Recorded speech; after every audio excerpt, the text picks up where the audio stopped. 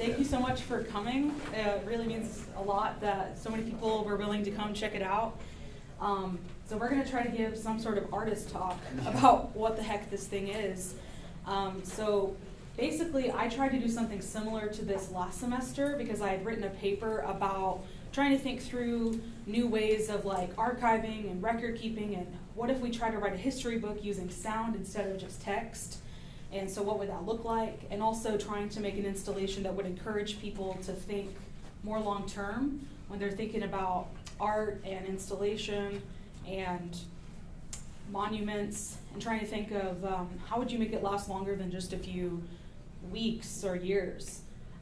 So I tried to do something similar to this where you're recording everything that happened in a space over a long period of time, but I tried to do it only using feedback looping, and it didn't really work because it was just very volatile and people were nervous because feedback loops are generally a bad thing and really hurt your ears. And it also just wasn't doing a whole lot of interesting things because people couldn't really hear themselves immediately because the microphone and speakers were trying to error correct.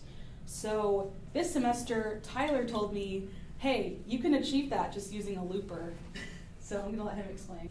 Yeah, so the entire piece is essentially, it's quad sound, so it's 4 channels. And it uses 3 microphones. Each microphone is set up on a different loop and a different delay and a different echo. So what's happening, the longest loop's probably about 15 minutes long. The shortest loop's probably like 5. So basically what happens is the loop will record something, and then it'll restart and it'll record over that. And what it'll do is it'll keep doing that. And essentially, you're kind of creating the sound of a space. And the idea is that eventually it will wash certain things away and certain things will stay. So what you'll start to realize is there's certain pitches that are always there, regardless of what you add or regardless of what is taken away from the sound. And that's like the frequency or the fundamental pitch of the space. So the room actually is talking back to you, which is a very cool idea.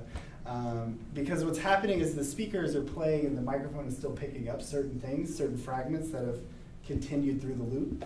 And then what happens is that fundamental pitch, you can actually measure it frequency-wise, and you can trace that back to the actual dimensions of the space. So every room has a different frequency, or frequencies. So what's cool about this is that it plays that, or over time you'll figure that out or find it. So we've had a lot of issues with people coming in and tampering or turning down or turning off or shutting the door. And it's interesting to see how volatile it can become if you just let it be.